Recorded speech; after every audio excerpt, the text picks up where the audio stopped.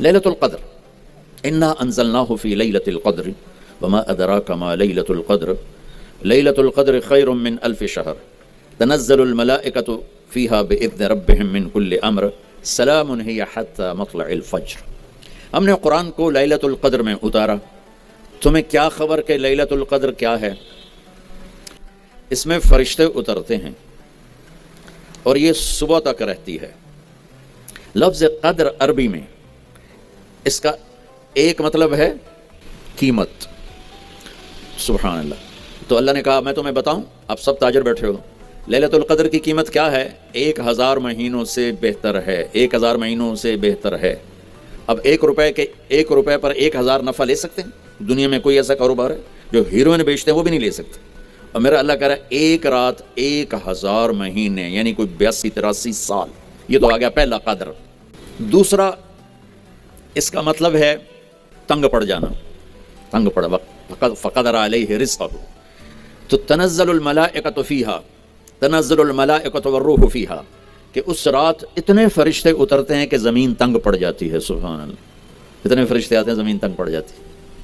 تیسرا مطلب ہے قدر، مقدار کو، تو اللہ تعالیٰ نے اس کا آخری مطلب بھی بتایا، سلام ہی حتی مطلع الفجر، کہ یہ فجر کی نماز تک، فجر کی اذان تک یہ رہتی ہے۔ 3 مطلب ہیں قدر کے، تینوں اللہ نے قرآن میں کور کیے۔ قیمت کیا ہے؟ 1000 مہینوں سے بہتر۔ تنگی کیا ہے؟ فرشتوں سے زمین بھر جاتی ہے۔ مقدار کیا ہے؟ صبح صادق۔ لیلۃ القدر 27 کی نہیں ہوتی، 21، 23، 25، 27، 29۔ اب یہ 5 راتیں جاگنے چھوٹ، آپ لوگ تو ویسے رات کے بادشاہ ہو، جاگ لو۔ تو لیلۃ القدر مسجد میں نہ گزارو، گھر میں گزارو۔ یہ مسجدوں میں اشتہار لگ جاتے ہیں، فلاں کے ساتھ شب قدر گزاریں، فلاں حضرت کے ساتھ شب قدر گزاریں، پھر ادھر کوئی صلاۃ تسبیح پڑھ رہا ہے باجماعت، عورتیں صلاۃ تسبیح کی جماعت کرا رہی ہیں، اور پتہ نہیں اور کتنی عجیب و غریب قسم کی عبادات شروع ہو جاتی۔ یہ نفلی عبادت ہے، میرے نبی گھر میں پڑھتے تھے۔ آپ نے اشراق کے سوا ہر نفل گھر پڑھا، ہر سنت گھر میں پڑھی۔ تو آپ لیلۃ القدر کو جو مستورات بھی، آپ بھی اکٹھے ہو کے نہیں منانا، الگ الگ مصلی بچھا کر اپنے اللہ سے رونا دھونا کرو، اپنے اللہ کو منانا کرو، میں بھی کروں، آپ بھی کریں۔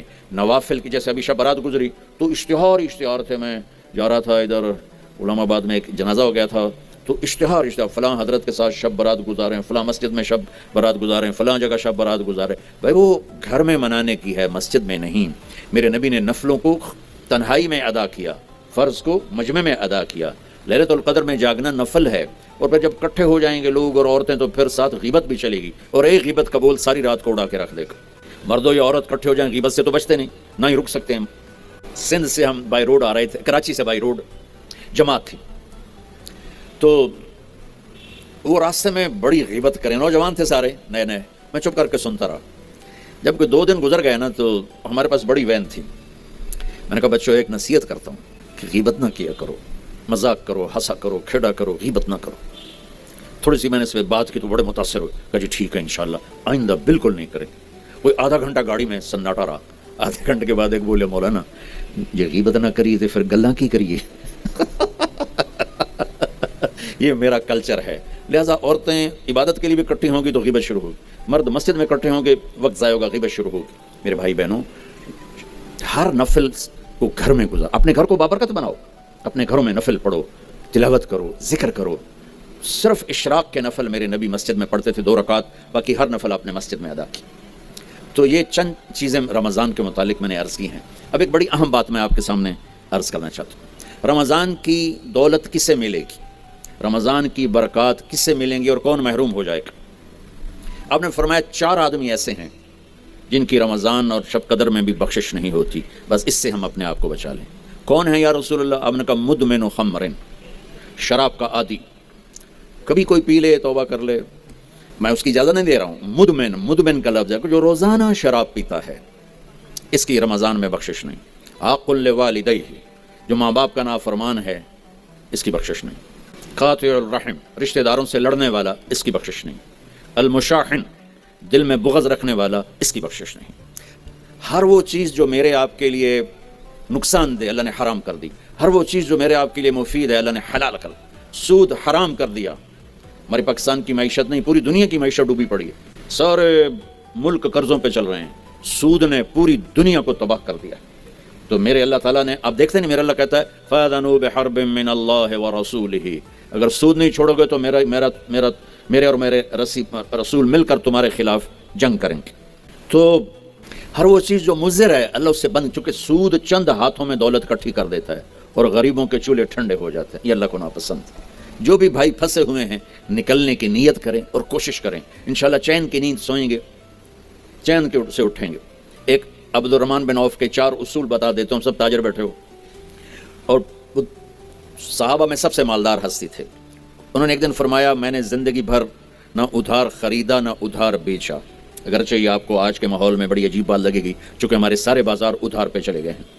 انہوں نے نہ کبھی ادھار خریدا نہ ادھار بیچا، تو کتنا سکون ہو گیا، آرام سے سو رہے ہیں۔ اب ہماری تجارت میں ادھار خرید رہے ہیں ادھار بیچ رہے ہیں، کبھی وہ تنگ کرتا ہے کبھی یہ تنگ کرتا ہے، تو ایک اس موبائل نے تباہی پھیر دی، باقی کسر اس نے پوری کر دی۔ ٹوائلٹ بھی فون سنتے بیٹھے، کبھی سٹاک نہیں کیا مال کو، کبھی سٹاک نہیں کیا، جو ہی نفع ملا فوراً بیچ دیا۔ واہ! تو ادھار خریدا نہیں، ادھار بیچا نہیں، 2 کبھی سٹاک نہیں کیا، 3 اور کبھی سودے کا عیب چھپایا نہیں، اس میں کوئی عیب ہے بتا دیا۔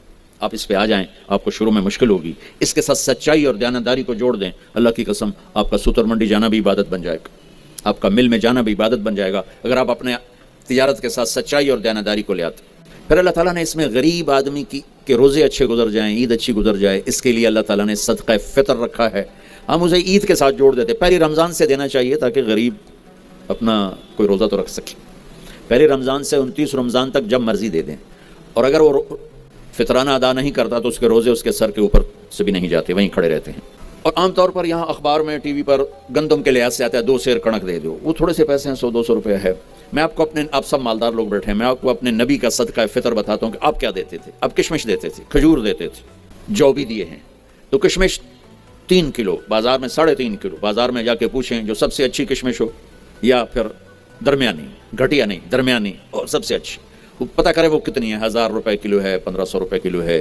آپ کے گھر کے 4 افراد ہیں تو ایک گھر سے 6000 روپیہ غریب کو جائے گا۔ آج تو 6000 میں ایک ہفتہ نہیں گزرتا۔